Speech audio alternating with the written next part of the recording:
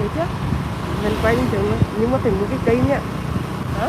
Phải mua cái cây nhá, cái khỏe đưa rồi nhưng mà tao sẽ quay xuống để nó quay thì người ta chỉnh.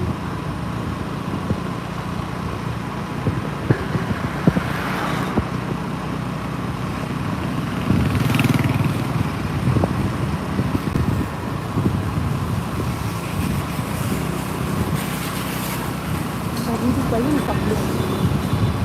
Con nào để quay cái đường rồi thật đẹp á, đi đường Lê Hồng Phong, đi đường thật đẹp á. Trời nắng quay đẹp. Rồi nhà Hương đi đấy.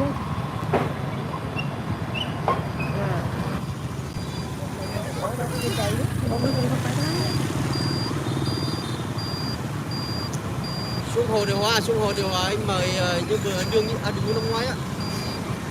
Đi xuống mời được mọi người Uống nước nhé, hoặc là công viên trung tâm á, thầy vừa đó mà có nhé.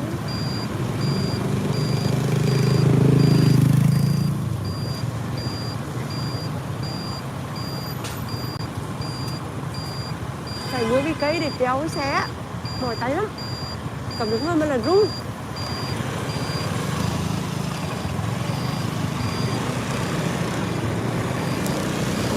Đây là đường ăn đi đường Sài Gòn cái lúc này may đấy.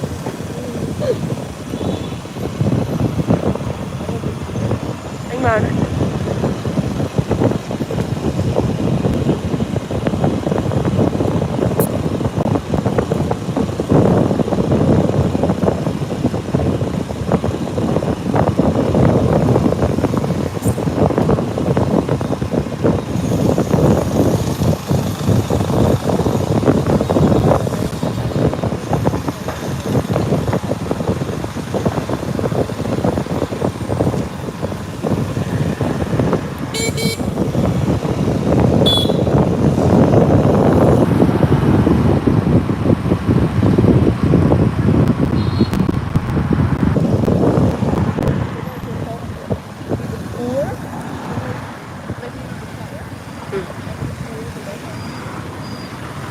Trời ơi, dừ đi để cho tự vậy. Không cần đó. Cái tiếng Anh chút thôi. Cái nhà tôi anh được anh.